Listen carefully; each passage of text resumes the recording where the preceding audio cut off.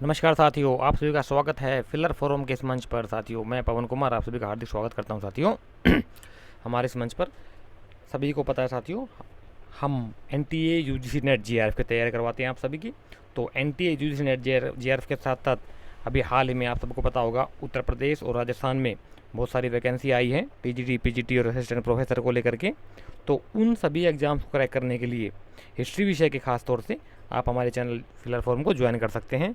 Join करने के लिए चैनल के नीचे आपको फिलर फोरम का ऐप का और फिलर फोरम वेबसाइट का डिस्क्रिप्शन बॉक्स में लिंक मिल जाएगा, वहाँ से आप हमें ज्वाइन कर सकते हैं और हमारे चैनल को फॉलो कर सकते हैं। हमारे चैनल को लाइक शेयर और सब्सक्राइब कर सकते हैं ताकि, और हाँ, बेल आइकन जरूर प्रेस कर लीजिए साथियों, ताकि आपको उनका नोटिफिकेशन आपको टाइम टू टाइम मिल सके। ठीक है, जिन स्टूडेंट्स ने हमारी पुरानी वीडियो नहीं देखी हैं उनसे रिक्वेस्ट है कि डिस्क्रिप्शन बॉक्स में जाइए नीचे, वहाँ पर आपको लिंक मिल जाएगा हिस्ट्री प्लेलिस्ट का। सभी सब्जेक्ट्स की अलग अलग प्लेलिस्ट मिलेंगी आपको। हिस्ट्री वाली प्लेलिस्ट को आप क्लिक करेंगे तो वहाँ से आप ज्वाइन होकर के प्लेलिस्ट के माध्यम से आप सारी वीडियो पुरानी हमारी देख सकते हैं। ठीक है, इससे पहले काफ़ी सारी हमारी क्लासेज हो चुकी हैं एमसीक्यू क्लासेज। उनसे पहले हमारा थ्योरिकल क्लासेज चल रही थी। थ्योरिकल कंप्लीट होने के बाद में हमारी एमसीक्यू क्लासेज चल रही हैं और साथ साथ हम आपका रिवीजन करा रहे हैं। ठीक है, तो उसी संदर्भ में आज का जो हमारा चैप्टर है वो है महाजनपद युग। तो महाजनपद युग से संबंधित क्वेश्चंस को हम सोल्व करने जा रहे हैं साथियों आज के इस चैप्टर में। तो आज का जो फर्स्ट क्वेश्चन है, ठीक, वो है 16 महाजनपदों में से दक्षिण भारत के गोदावरी नदी के किनारे कौन सा जनपद स्थित था? बताइए जरा साथियों,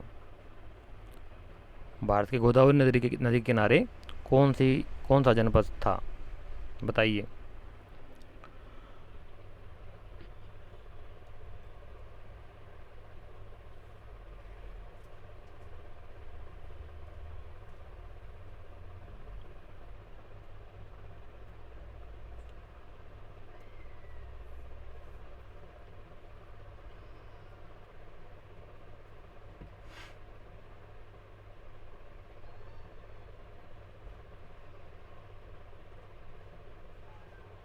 थर्टी सेकेंड्स का टाइम होता है आपके साथ। 30 सेकेंड्स के अंदर आपने उसका राइट आंसर पुट अप करना होता है साथियों क्वेश्चन का।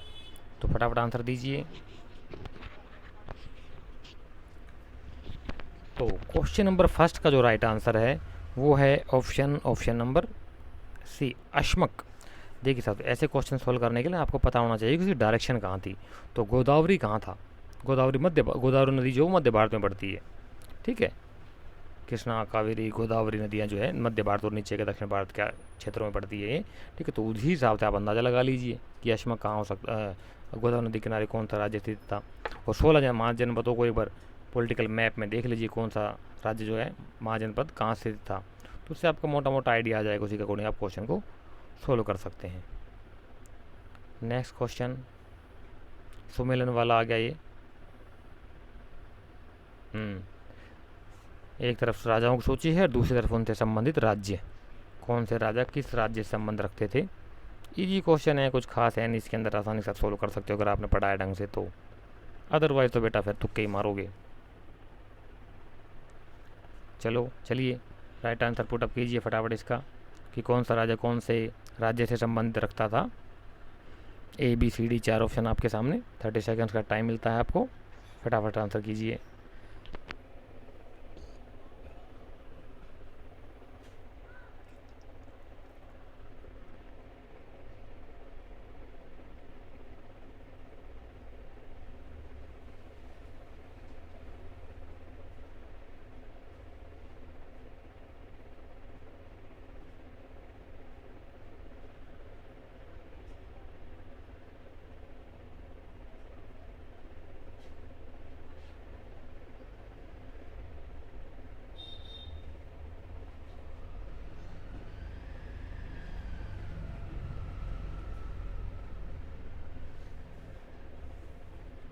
तो क्वेश्चन नंबर सेकंड जो है साथियों, उसका जो राइट आंसर है वो है ऑप्शन नंबर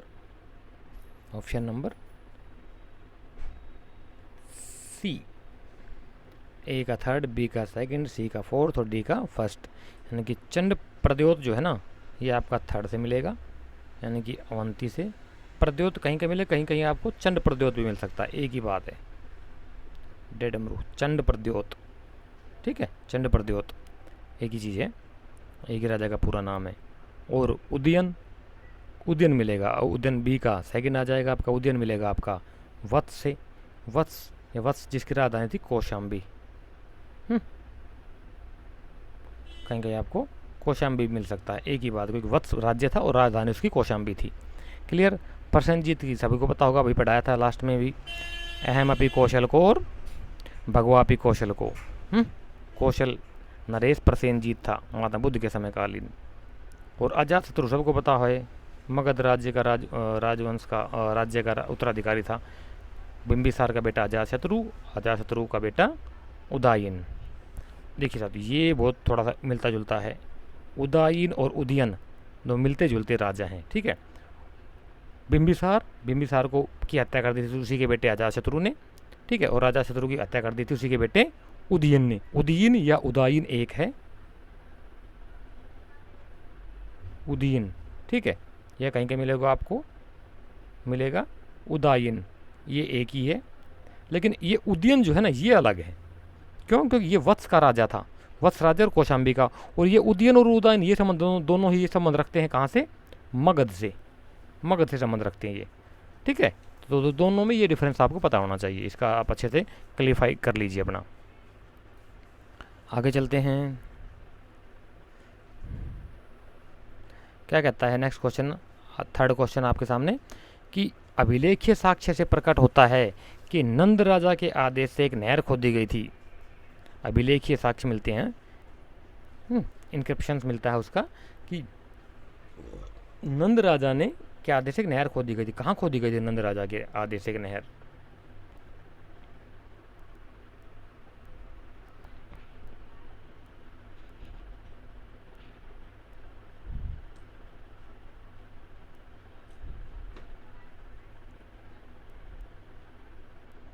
राइट आंसर दीजिए इसका फटाफट, क्या होगा राइट आंसर इसका? कहाँ पर खोदी गई थी नंद राजा के द्वारा एक क्या बोलते हैं, नहर?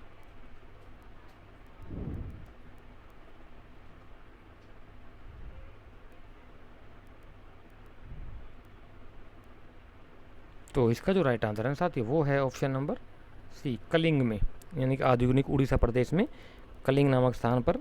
सबको पता है कलिंग का युद्ध हुआ था अशोक के काल में, उससे पहले की बात है, नंदों के समय की बात है। नंदों का जो नंद राजवंश का संस्थापक था महापद्म नंद, है ना, तो नंद राजा के आदेश से एक नहर खोदी गई थी कलिंग प्रदेश में। क्लियर साथियों, क्लियर का रिप्लाई किया करो क्लियर के नाम से, तब आता मज़ा। एक्शन का रिएक्शन तुरंत होना चाहिए। नेक्स्ट क्वेश्चन फोर्थ आपके सामने, कहता है कि निम्नलिखित में से कौन सा एक ईसा पूर्व 6ठी शताब्दी में प्रारंभ में भारत का सर्वाधिक शक्तिशाली नगर राज्य था? निम्नलिखित में से कौन सा एक ईसा पूर्व 6ठी शताब्दी में प्रारंभ में भारत का सर्वाधिक शक्तिशाली नगर राज्य था?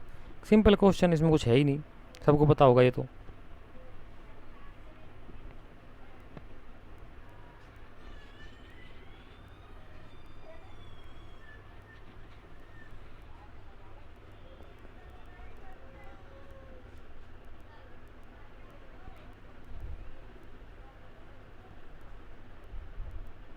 तो क्वेश्चन नंबर फोर्थ का राइट आंसर क्या होगा साथियों, फटाफट बताइए जरा।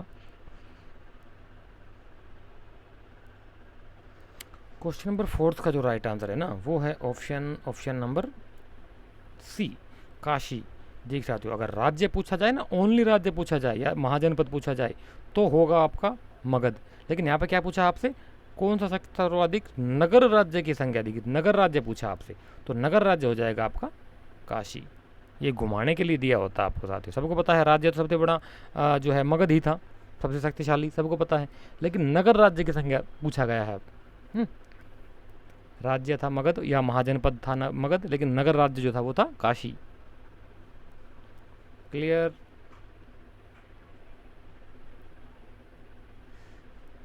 नेक्स्ट क्वेश्चन फिफ्थ कहता है आपसे कि 6ठी शताब्दी ईसा पूर्व के 16 महाजनपदों के विषय में निम्नलिखित में से किस बौद्ध ग्रंथ में सूचना मिलती है? हाँ, बहुत इंपॉर्टेंट क्वेश्चन है साथियों। कि 16 महाजनपदों की सूची कौन से बौद्ध ग्रंथ से हमें प्राप्त होती है? दो हैं, बुद्ध ग्रंथ का भी पता होना चाहिए आपको और जैन ग्रंथ का भी पता होना चाहिए। किस जैन ग्रंथ से हमें 16 महाजनपदों की सूची मिलती है और कौन से बौद्ध ग्रंथ से हमें 16 महाजनपदों की सूची मिलती है?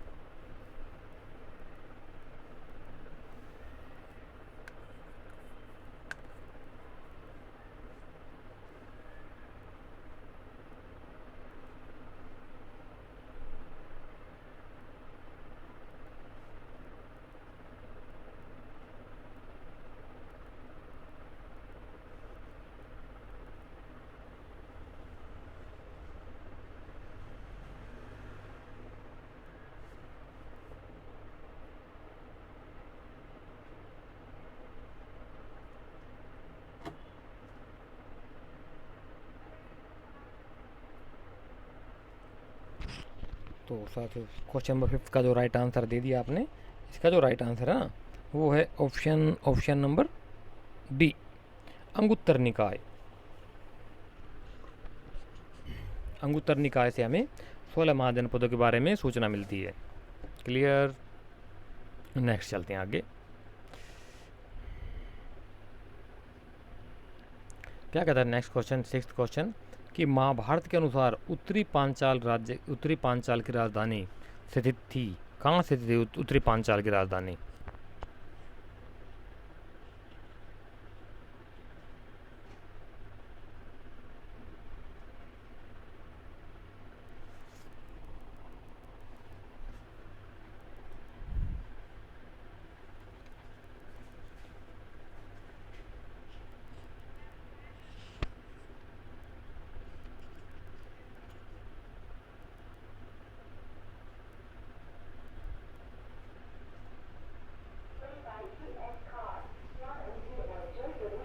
तो साथियों क्वेश्चन नंबर 6 का जो राइट आंसर है वो है ऑप्शन नंबर सी, अहिछत्र में।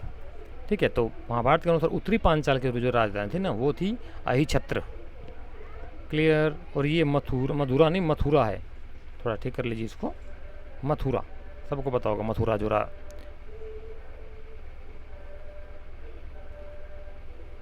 क्वेश्चन नंबर 7, निम्नलिखित में से किस शासक का नाम कुणिक था? हाँ, ये बहुत इंपॉर्टेंट साथी है। कुणिक के नाम से कौन प्रसिद्ध था प्राचीन काल में? नेट का आया हुआ क्वेश्चन है, अगर आपने पढ़ा होगा तो आसानी के साथ जवाब दे सकते हैं।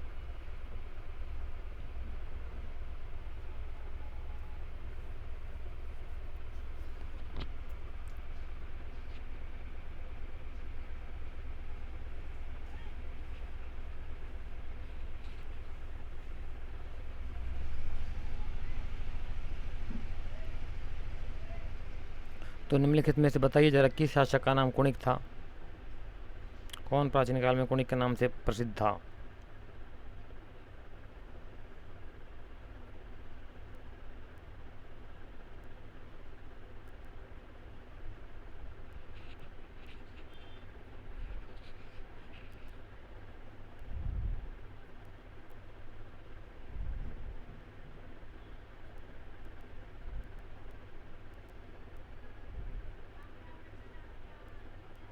क्वेश्चन नंबर 7 का जो राइट आंसर है वो है ऑप्शन नंबर डी, अजात शत्रु।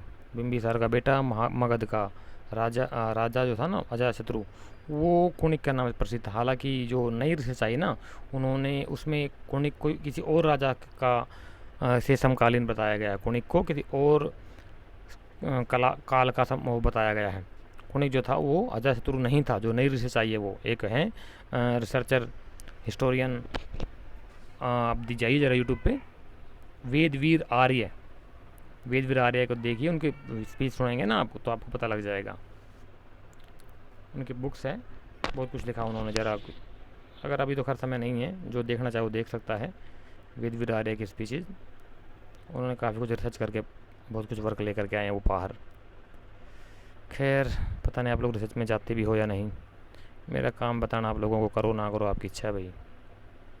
नेक्स्ट क्वेश्चन क्या कहता है कि चंपा किस महाजनपद की राजधानी थी?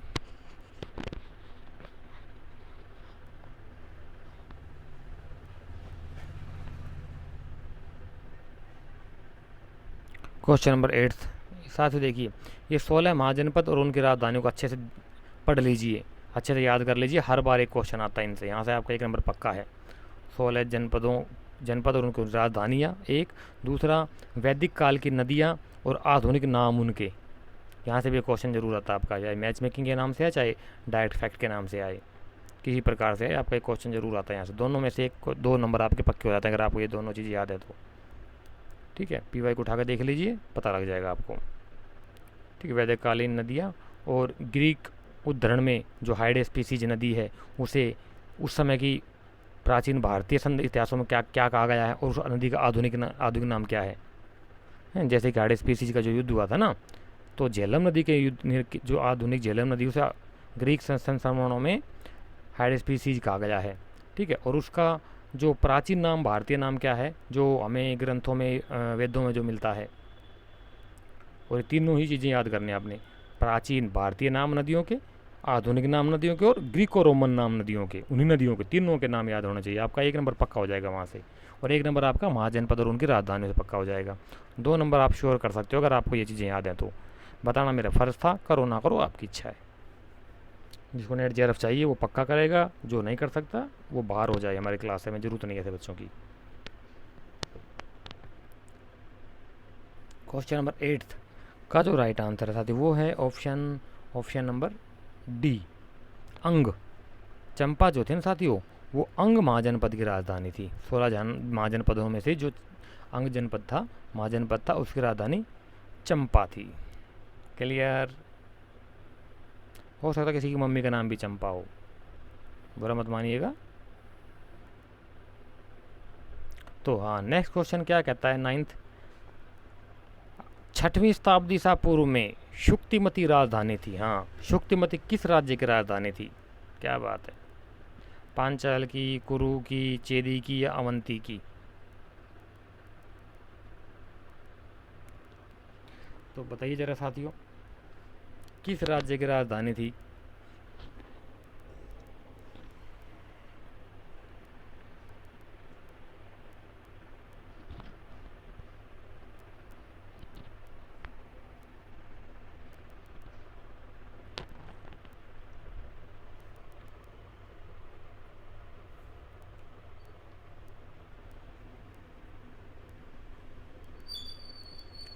तो साथियों आंसर दीजिए फटाफट, 30 सेकंड्स का टाइम होता है आप सभी के पास में। 30 सेकंड्स के अंदर आपने क्वेश्चन करने हैं, पुटअप करना है आंसर।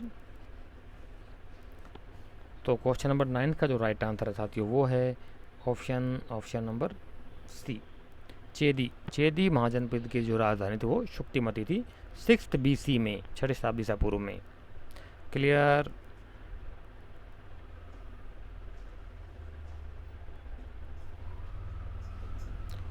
आगे क्या कहता है कि प्राचीन श्रावस्ती का नगर विन्यास किस आकृति का है?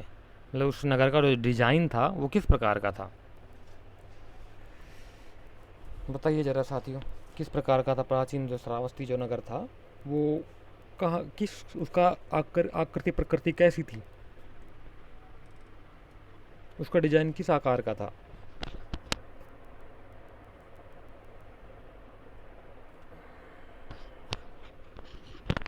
वृत्ताकार बोले तो गोलाकार, एक मिनट, वृत्ताकार बोले तो गोलाकार राउंड शेप में, त्रिभुजाकार बोले तो ट्राइंगल शेप में, अर्धचंद्राकार बोले तो चांद के जैसे आधा चंद्रमा होता है इस प्रकार से हैं, या फिर आयताकार बोले तो रेक्टेंगल इस प्रकार से।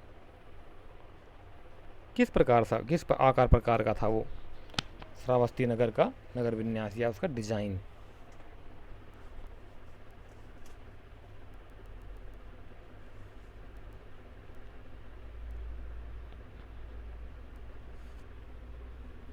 क्वेश्चन नंबर 10th, 30 सेकंड्स में आपने आंसर पुटअप करना होता है। फटाफट आंसर राइट आंसर दीजिए साथियों, फिर मैं इसका राइट आंसर बताऊंगा आप सभी को। तो क्वेश्चन नंबर 10 का जो राइट आंसर है ना, वो है ऑप्शन नंबर बी, अर्धचंद्राकार। इस प्रकार का था वो। तो श्रावस्ती का जो नगर विन्यास की जो आकृति थी वो अर्धचंद्राकार प्रकार की थी। अर्धचंद्राकार, आधा चांद के आकार का।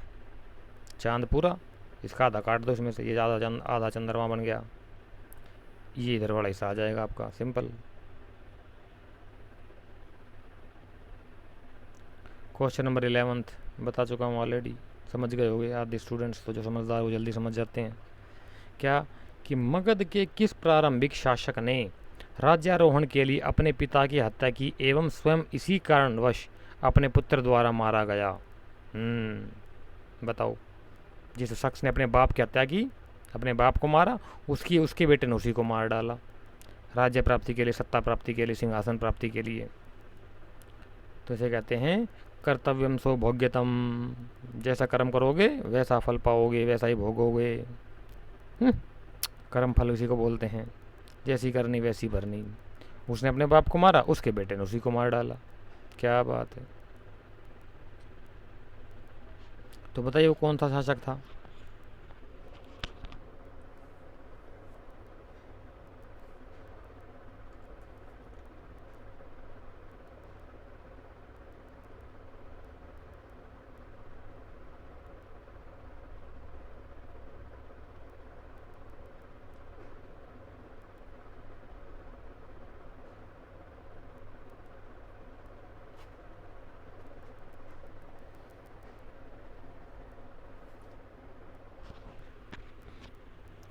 तो साथियों देखिए, इसका जो राइट आंसर है ना, वो है ऑप्शन नंबर बी। 11th का बी है। अभी मैंने बताया ना थोड़ी देर पहले आपको कि जो आपका मगध का जो पहला राजा था बिंबिसार का बेटा अजातशत्रु ने अपने पिता बिंबिसार की हत्या कर दी थी। और उसके बाद उदयन जो था, ये जो था इसने, एक मिनट, उदयन जो था इसने अपने पिता अजातशत्रु की हत्या कर दी थी राज सिंहासन पाने के लिए। ठीक है, ये पहला राजा, ये दूसरा राजा, और ये तीसरा राजा। एक के बाद एक राजा हुए। उसके बाद चौथा शायद नागदशक ही था। नेक्स्ट क्वेश्चन आपके सामने कहता है क्या, राजा नंद का उल्लेख करने वाला प्राचीनतम अभिलेख प्रमाण है? क्या बात है। राजा नंद का उल्लेख करने वाला प्राचीनतम अभिलेख प्रमाण कौन सा अभिलेख है जिसमें राजा नंद का उल्लेख हुआ? प्राचीनतम, सबसे पुराना कौन सा अभिलेख है जिसमें राजा नंद का उल्लेख मिलता है? अब राजा नंद, यार नंदों में तो बहुत सारे राजा हुए हैं ना, महापद्म नंद से लेकर के और अंतिम राजा जो घनानंद तक के, मेरे ख्याल से 10 राजा हुए हैं। कहीं उनके 10 राजा बताए गए, कहीं उनके 10 पुत्र बताए गए हैं। अब पता नहीं कौन से नंद राजा के बारे में पूछ रहा है, क्वेश्चन ही क्लियर नहीं है।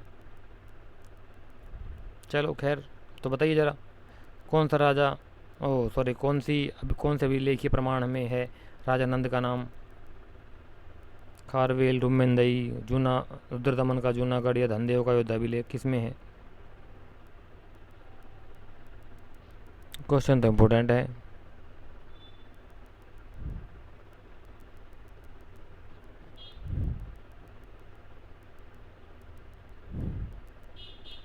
तो ये जो है साथियों 12th का जो राइट आंसर है, आप आंसर दीजिए फटाफट, मैं बताता हूँ आपको इसका क्या होगा राइट आंसर जो है।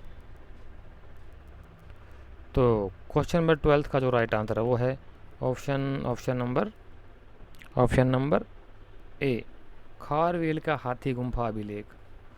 ये हाथी गुफा कहीं का, ये लेकिन हाथी गुफा नहीं है साथियों, ये हाथी गुम्फा होगा। ये जो ना हाथी गुम्फा, ये बिल्कुल राइट दिया गया, कहीं कहीं इसे हाथी गुफा लिखा गया है ना। तो हाथी गुफा नहीं है वो, हाथी गुम्फा अभिलेख है उसका नाम, जगह का नाम है, पहाड़ियों पर लिखा हुआ, पत्थरों पर लिखा हुआ अभिलेख है, खारवेल का हाथी गुम्फा अभिलेख। गूगल पर सर्च करोगे मिल जाएगा, देख लीजिए अच्छे से। थोड़ा प्रैक्टिकल भी किया करो, ऐसा नहीं जो पढ़ लिया और छोड़ दिया बस वहीं पे। देख लिया करो, पिक्चर भी देख लिया करो उसकी। किताबों में तो कम मिलती हैं, बुक्स में कम मिलती हैं। गूगल जिंदाबाद है, पिक्चर देख लिया करो ताकि आपके माइंड में उसकी पिक्चर बन जाए।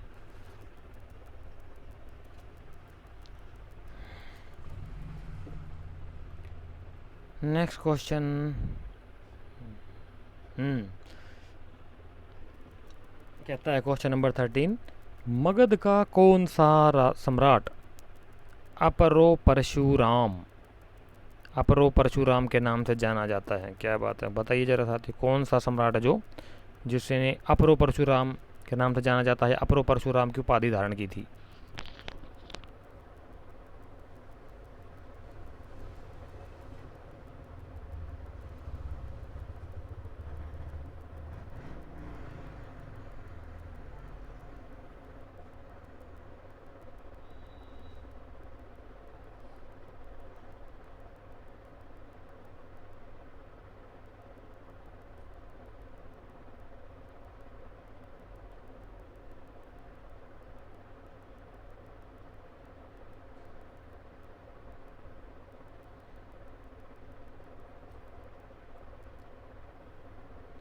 तो बताइए साथियों जरा, राइट आंसर क्या है क्वेश्चन नंबर 13 का?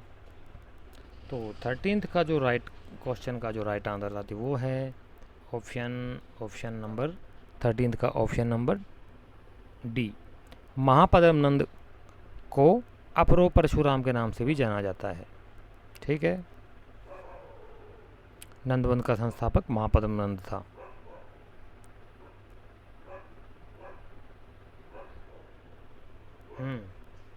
तो साथियों नेक्स्ट क्वेश्चन आपके सामने है, बताइए जरा, क्या कि युद्ध भूमि में बड़ी संख्या में सैनिकों के मारे जाने अथवा आहत हो जाने के बाद किस भारतीय गण अथवा राज्य की स्त्रियों ने सिकंदर के विरुद्ध शस्त्र धारण किया था?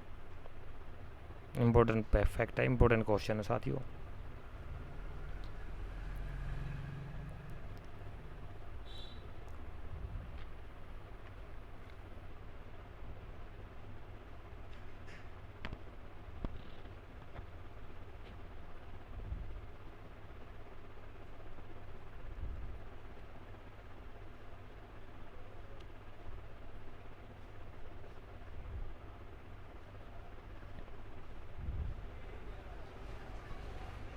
क्वेश्चन नंबर 14 का जो राइट आंसर है, बताइए साथियों फटाफट कि क्या है वो?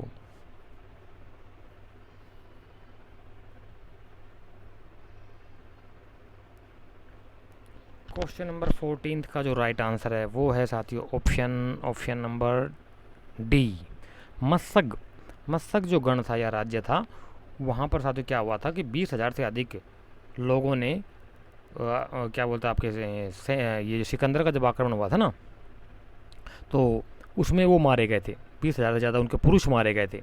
कोई छोटा सा राज्य था यार साथियों, सिकंदर बड़ा हमलावर था, बड़ी सेना थी उसकी, तो वो बेचारे लड़ते लड़ते मारे गए। तो जब वो लड़ते लड़ते मारे गए थे तो उसके बाद उनकी महिलाओं ने भी सिकंदर से लोहा लिया था, सिकंदर के विरुद्ध लड़ाई लड़ी थी, और लड़ते हुए वो शहादत को प्राप्त हुए, शहीद हो गए थे अधिकतर नागरिक मस्सक गण के या मस्सक राज्य के। ठीक है, और एक चीज़ और है साथ ही, मैं बताता हूँ फैक्ट। कठ जो है ना, ये कठ एक जनजाति थी उस समय की आधुनिक पंजाब में, आज का जो पाकिस्तान का पंजाब और हिंदुस्तान का पंजाब है ना, इस प्रांत में निवास करती थी कठ जनजाति। कठ जनजातियों में उस समय के जो सिकंदर आया था ना, सिकंदर का जो सेनापति था नियारकस था शायद, उसने उल्लेख किया कि कठ जनजातियों में सती प्रथा मौजूद थी। सती प्रथा का प्राचीनतम उल्लेख करने वाला नियारका था, जो कि कठ जनजाति में थी सिकंदर के समकालीन। क्लियर, नेक्स्ट आगे चलते हैं। क्वेश्चन 15 का जो राइट आंसर है, उस वीर भारतीय राजा का नाम बताइए जिसे सिकंदर ने झेलम के तट पर पराजित किया था। सिंपल क्वेश्चन है, सबने देखा वो नाटक चला था एक बार बहुत ज़्यादा, है ना, आया था ना, कौन से चैनल पे आया था पता नहीं, जैसे अशोक चला था ऐसे एक नाटक और आया था बाद में, फिर लोगों के अंदर भावनाएं ज़्यादा आ गई थी राष्ट्रवादियों की।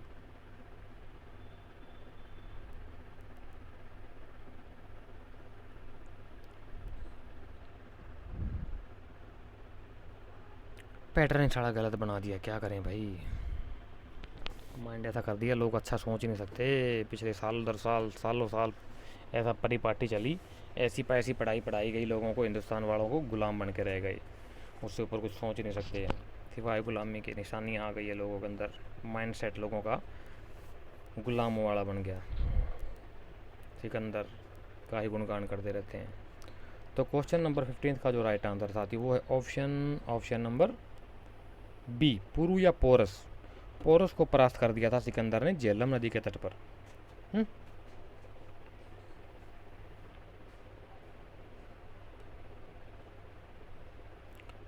तो हालांकि ये गलत है साथियों, देखा जाए तो आधुनिक जो नई रिसर्च आई है ना, नए रिसर्च के जो हिस्टोरियंस हुए हैं जैसे कि पी एन ओक है, वेदवीर आर्य हैं और भी कुछ हिस्टोरियंस है, उन्होंने प्रमाणित कर दिया है कि उस युद्ध में राजा सिकंदर हार गया था, ना कि पोरस हारा था।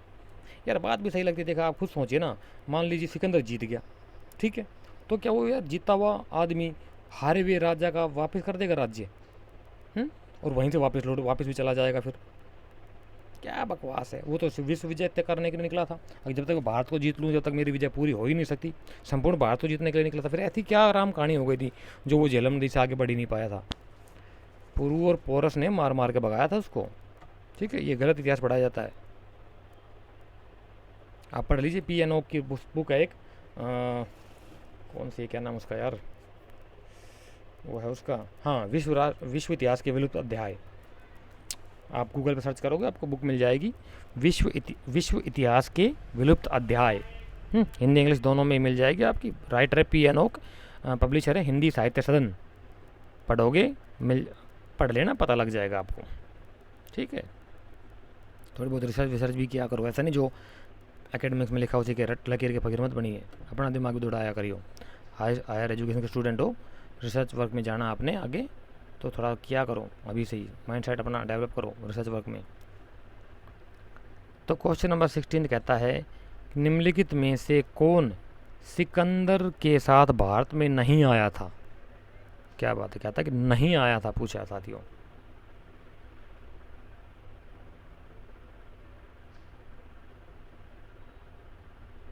क्वेश्चन नंबर 16 का जो राइट आंसर है कौन सा, बताइए फटाफट साथियों।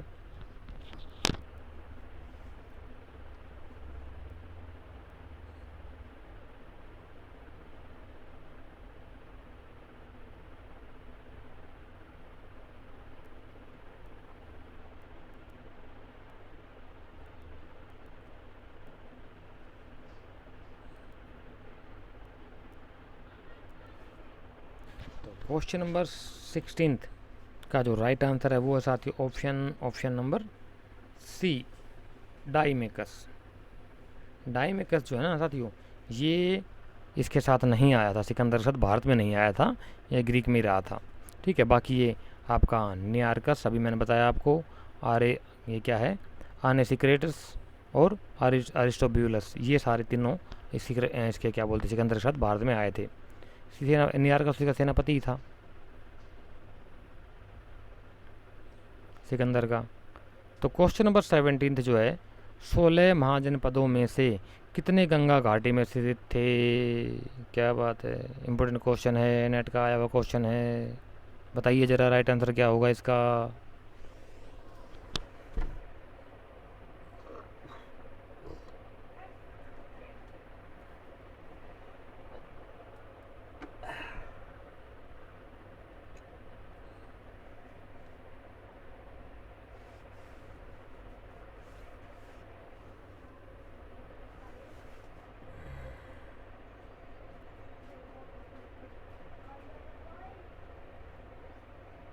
क्वेश्चन नंबर 17 का जो राइट आंसर है साथियों वो है ऑप्शन नंबर सी, 10 महाजनपद जो थे गंगा घाटी में स्थित थे।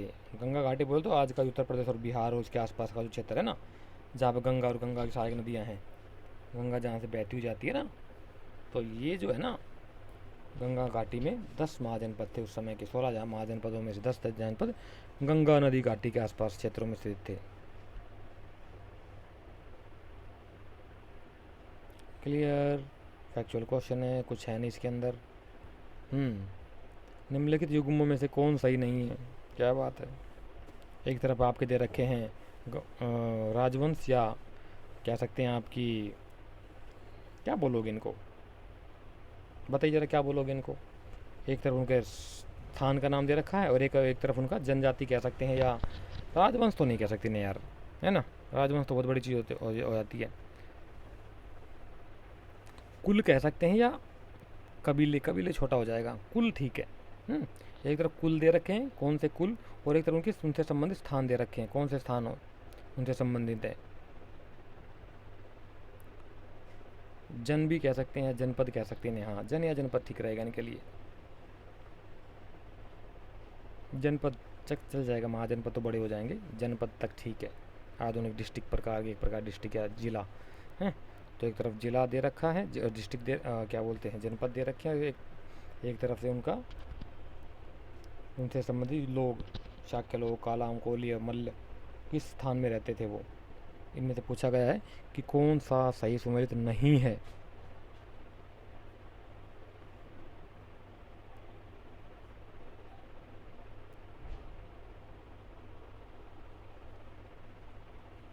तो क्वेश्चन नंबर 18 का जो राइट आंसर साथियों बताइए कौन सा होगा वो। 18 का जो राइट आंसर है वो है ऑप्शन नंबर सी। कालाम जो थे वो अल्लकप के नहीं थे। शाक्य जो कपिल वस्तु के ही थे, निवास करते थे। कोलिय के रामग्राम थे, ठीक है बिल्कुल। और मल्ल के कुशिनारा के मल्ल थे, ठीक है। ये गलत है, लेकिन ये मैच मेकिंग में सही नहीं है इसका, ये इसके साथ मैच नहीं करता। आर कलाम, कलाम जो है अल्लकप के नहीं थे। कलाम मेरे साथ बुली के थे शायद।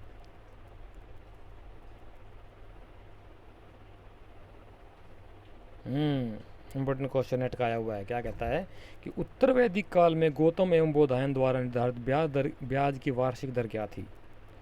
2019 या 2019 में या पता नहीं 20 में आया था ये क्वेश्चन। उत्तर वैदिक काल में गौतम एवं बोधायन द्वारा निर्धारित ब्याज की वार्षिक दर क्या थी।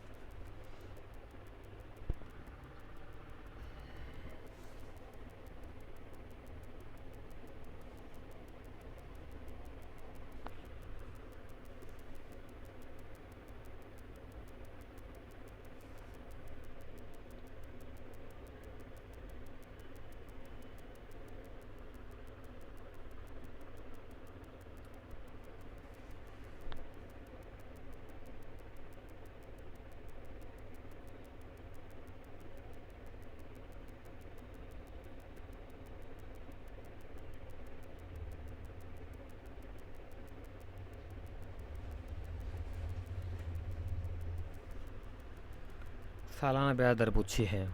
उत्तर वैदिक काल में गौतम एवं बोधायन द्वारा निर्धारित ब्याज की वार्षिक दर क्या थी। तो वो ब्याज की जो वार्षिक दर थी ना साथ ही, वो थी ऑप्शन नंबर बी, 15% वार्षिक। 15% सालाना ब्याज दर ली जाती थी गौतम और बोधायन के द्वारा। मान्य ब्याज दर है ये, गौतम और बोधायन के द्वारा निर्धारित ब्याज दर है, जो कि उत्तर वैदिक काल में ली जाती थी, ठीक है। और इसका कई बार मासिक ही पूछ लेता है, तो मासिक ब्याज दर आएगी 1.25% मास एक महीने की। क्लियर।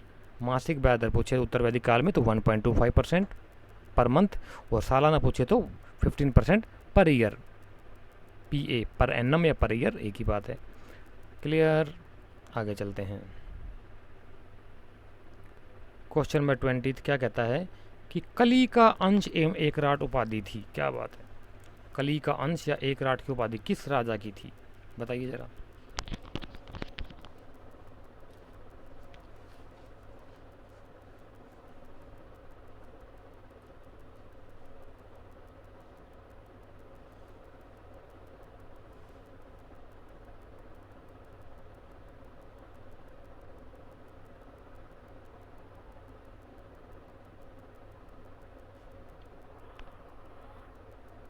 क्वेश्चन नंबर 20 जो है, 20 का जो राइट आंसर है साथ ही वो होगा ऑप्शन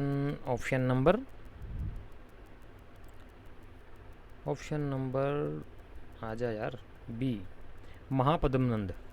महापद्मनंद इसका राइट आंसर होगा। कली का अंश और एकराट की उपाधि जो थी वो दी थी, धारण की थी महापद्मनंद ने, जो कि नंद राज्य का संस्थापक था। क्लियर। अजात शत्रु का मंत्री वत्स का, ये गलत लिखा है यहाँ पे यार, क्यों सही कीजिए। ये ना हिंदी का जन्म भी लिखते, संस्कृत में लिखते हैं। ये आएगा शुद्ध शब्द है इसका वत्सकार, पाली का शब्द आएगा यहाँ पे, वत्सकार आएगा, वर्षकार नहीं आएगा। वर्षकार हिंदी का शब्द है, पाली का शब्द है, क्योंकि उस समय के साहित्य पाली में दिखा गया था ना, प्राकृत लिपि और पाली भाषा, तो प्राकृत भाषा लिपि में वत्सकार आएगा।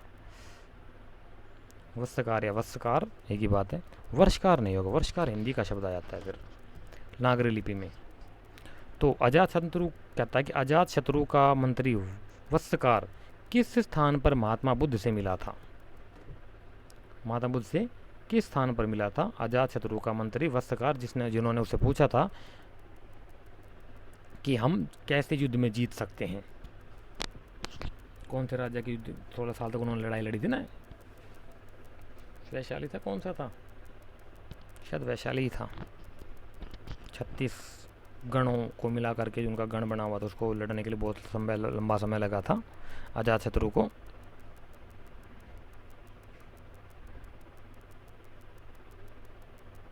नेट का क्वेश्चन है, बहुत इंपॉर्टेंट है, बता रहा हूँ साथियों मैं आपको, अच्छे से देख लिया करो इनको, मेरे जितना कोई नहीं एक्सप्लेन करके बताएगा आप लोगों को।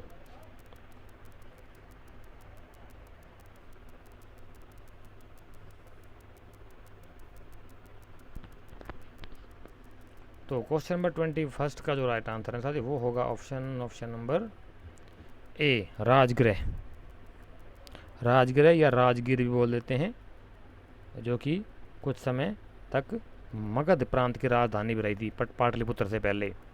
राजगीर या राजगृह थी, जो कि आधुनिक बिहार में है। ठीक है।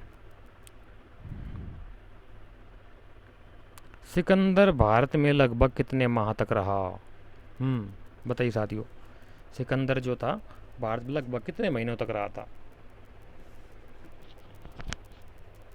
ये सिंपल क्वेश्चन है, फैक्चुअल क्वेश्चन कुछ है नहीं इसके अंदर एक्सप्लेन करने के लायक। सिंपल सा फैक्चुअल क्वेश्चन बता सकते हो आसानी के साथ में।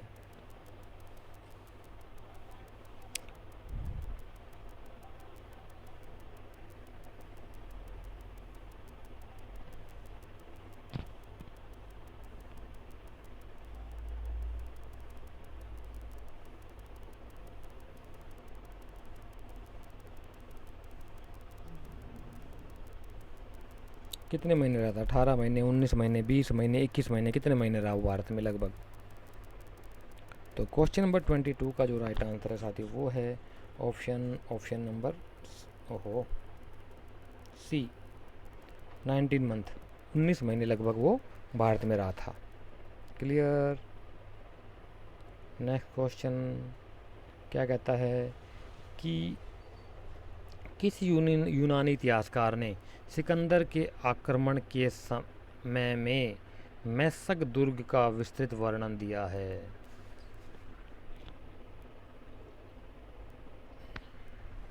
समझ गए होगे? नहीं समझे अभी भी? बताओ। कहते हैं कौन सा यूनानी इतिहासकार था जिसने सिकंदर के आक्रमण के समय में मैसक दुर्ग के विस्तृत विवरण दिया है? दुर्ग जब इन्होंने मस्तक राज्य का दुर्ग जीत लिया था तो उससे में क्या हुआ था, सबसे पहले गया था, क्या बोलते हैं, अंदर प्रवेश किया था सिकंदर ने ही, ये दिखाने के लिए कि सिकंदर डरता नहीं है, मौत से भी नहीं डरता है। तो उसके बारे में पूरी डिटेल से लिखा, किसी यूनानी इतिहासकार ने लिखा उसके बारे में? बताइए, कर्टियस ने, प्लिनी ने, एरियन ने या फिर मैगस्थनीज ने, किसने लिखा है? क्वेश्चन नंबर 23 ये आज का लास्ट क्वेश्चन है साथियों, फटाफट राइट आंसर दीजिए।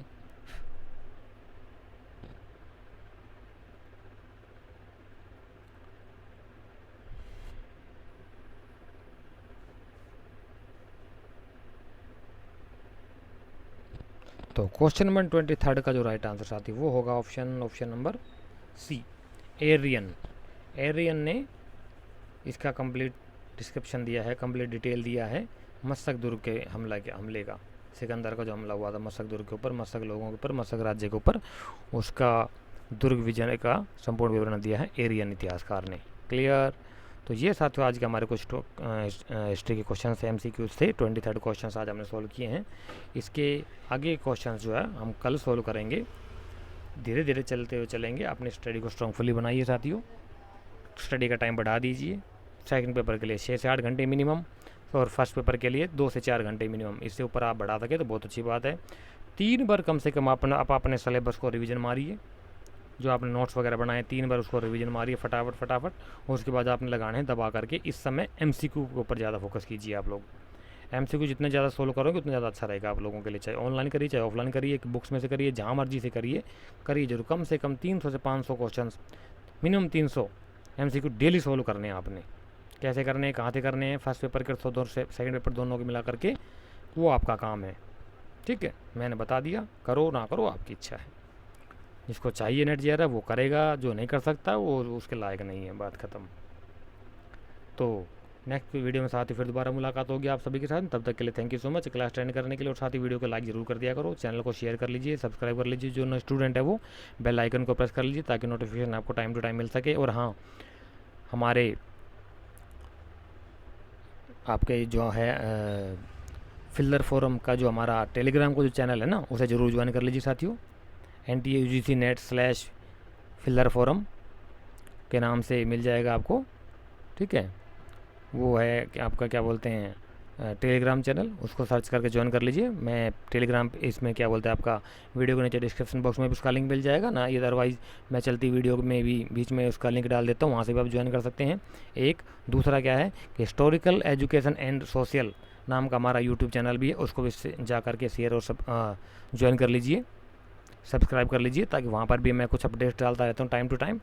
वो कुछ यहाँ पे पढ़ाता हूँ, कुछ वहाँ पे भी डाल देता हूँ, तो कभी कभी वहाँ पे भी डाल देता हूँ अपडेट, तो वहाँ पे भी, वहाँ से भी ज्वाइन कर सकते हैं आप। और बेल आइकन को उसके भी बेल आइकन को ज़रूर आप प्रेस कर लीजिए साथियों, ताकि वहाँ पर भी जब भी मैं टेलीग्राम पे उस चैनल पे जब भी कोई अपडेट डालूँ वो आपका उसका नोटिफिकेशन आपको टाइम से मिल सके। क्लियर?